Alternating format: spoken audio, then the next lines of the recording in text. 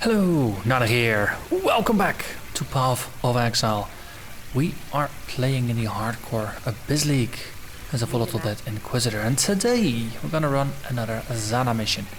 You might have noticed that what you're seeing on the webcam is a bit out of sync with what I'm saying here, and that is because I'm recording this as a voiceover after the fact.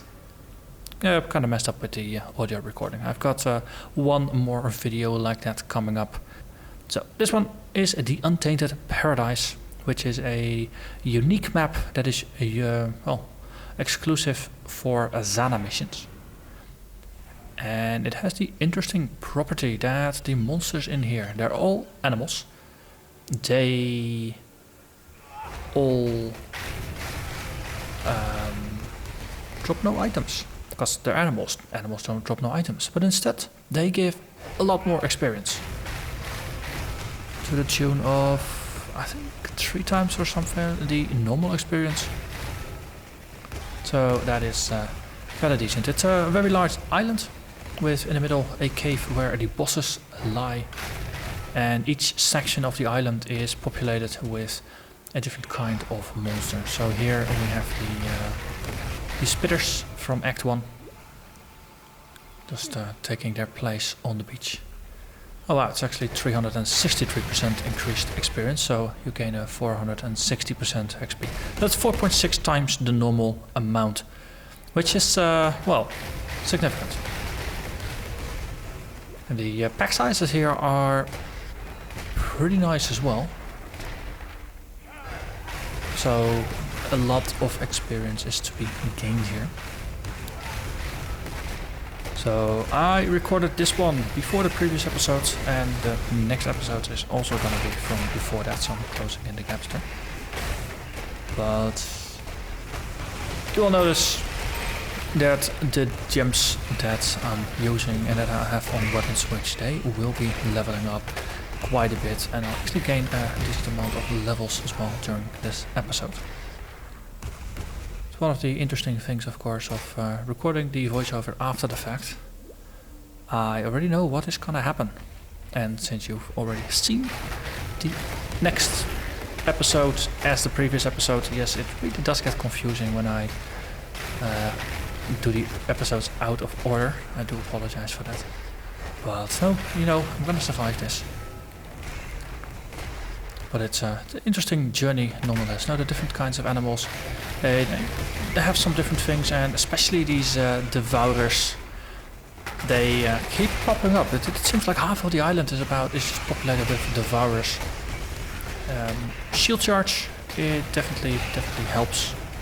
Now we hit level 78 here, so we started at 77, and we're gonna hit level 79 as well here. So slowly progressing through the witch area on my way to body and soul, the life and mana node. So I'm gonna take a couple more levels to actually get there. But Untainted Paradise is very nice for getting there. And yeah, the Devourers, if you know they're coming, if you kind of anticipate them, you can deal with them. But still, no, if half a dozen of them popping out of the floor, or worse, a dozen of them popping out of the floor, it's... no, they can get you by surprise, and if you don't get out, then they might brace for their spinning attacks and just hit you. But the interesting parallel I did notice with the Devourers here, that's similar to the tentacled miscreants in the Lunar's temple. There's an enemy volatile corrupt explosion.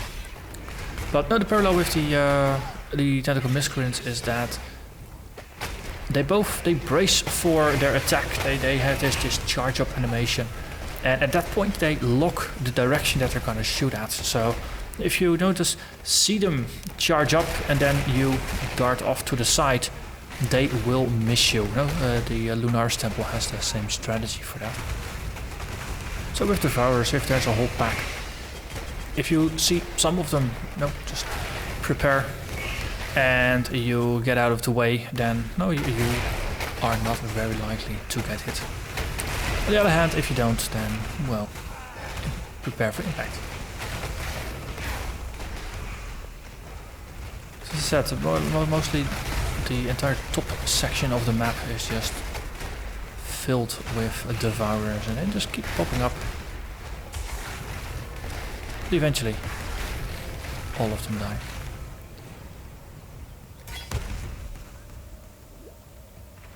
And no, just a lone devourer doesn't really do all that much. So there we already spot the entrance into the boss lair. But as per my usual strategy, I'm skipping the boss lair till the very end, because that way you end the run with a boss fight, which is kind of nice. And these poor devourers, they just have no chance.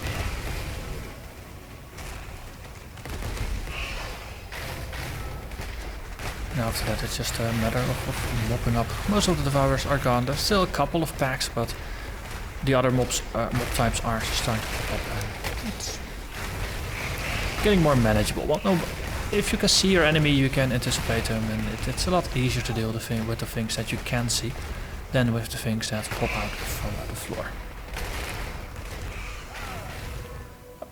Another here.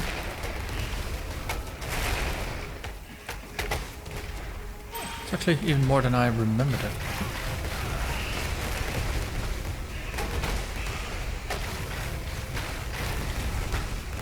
So I think this is also one of the episodes where I did mention that leveling a Scorching Ray, Castball, channeling Volatile Dead setup, at least a gem set, anticipating a change to that. And I talked about that in the episode that aired previously, that I recorded after all of this. But this is the episode where I start leveling. So Untainted Paradise was very nice because you get a lot of experience, so your gems really do level up quite a bit. And I've done a little bit more of the number crunching in Path of Building. And it looks like that Scorching Ray with Volatile Dead with some different supports will actually end up with Volatile Dead dealing more damage. Now, part of that is due to changing some of the supports so they work both Scorching Ray as well as Volatile Dead. So now Elemental Focus is coming in, which is kind of neat because it does a lot of damage, but now your Volatile Deads no longer ignite enemies, but that is what we got Cremation for. But the funny thing is that now in that setup, the Volatile Dead will end up dealing more damage per hit than they are now. And on top of that, you have the power of a Scorching Ray, which will also deal quite a bit of damage per second. Now, of course, it is a channeled beam, so the range is going to be a little bit more limited. But the nice thing about Scorching Ray is that it applies a debuff to the enemies that reduces their resistance to fire. So that way, now you have the Scorching Ray penalty stacking, you have Flammability Curse. I'm giving up Fire Penetration in favor of something that just boosts the damage. And Scorching Ray as a channeled spell, it doesn't hit, it only damages things. It's fire damage over time. So no, Fire Penetration doesn't really help there. That's one of the reasons why some of the gems are changing.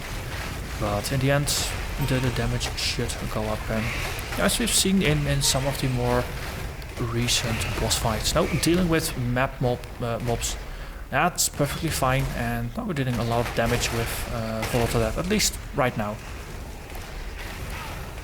But especially once we get to yellow or even red maps, monsters will have more health and we need to do more damage, and leveling up Volatile Dead will definitely add just some more raw damage. It's the last couple of levels of a gem really scale it quite a bit.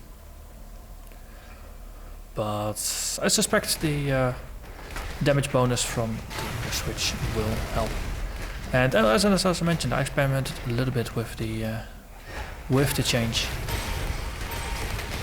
And the gameplay, it does feel nice and smooth, and especially if Scorching Ray does some decent damage by itself, then there might be less of a need to cast Desecrate all the time, because you can just aim the beam into a pack of weaker monsters, have Scorching Ray take out 1 or 2 mobs, and then those corpses will provide Volatile Deaths that will cause the snowball to go. So I'm very eager to try that out and see if, with some leveled up gems, if that is really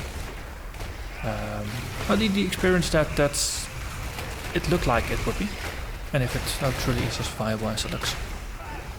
That's one of the things that I still like so much about Path of Exile is your build, it keeps changing. At least my build always keeps changing. And especially now with the input from all of you viewers, it's really nice. Because together we always know more than just me by myself. And that way the build just becomes the best it could be. Still the gloves there. I just realized that those are new. Of course I already did show them last episode, but equipping those gloves actually boosted my resistances quite a bit, because there's a lot of resists on there.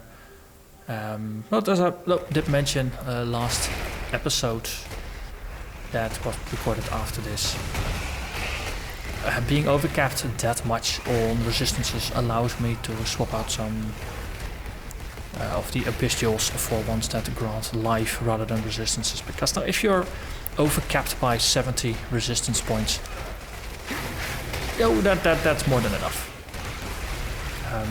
Keep in mind there's some maps where like Volcano, which is now a tier 4 map, where the totems use elemental equilibrium, so they can actually inflict 50 points of resistance penalty there, and if you combine that with elemental weakness, then that's another 34 for red maps, a bit less for yellow and white maps, but potentially 84 maps of resistance penetration is what mobs can inflict. But for the average case, keeping in mind the 34 from elemental weakness is enough. But of course, if you run around with a flask that allows you to strip curses, then you can negate that where it is relevant.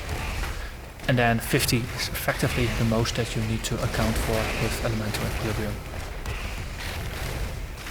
So now being overcapped a little bit is good, because it allows you to deal with something like an elemental weakness, but the 70 points that I have now, it simply means that I can shift around some gear in order to better use the slots available.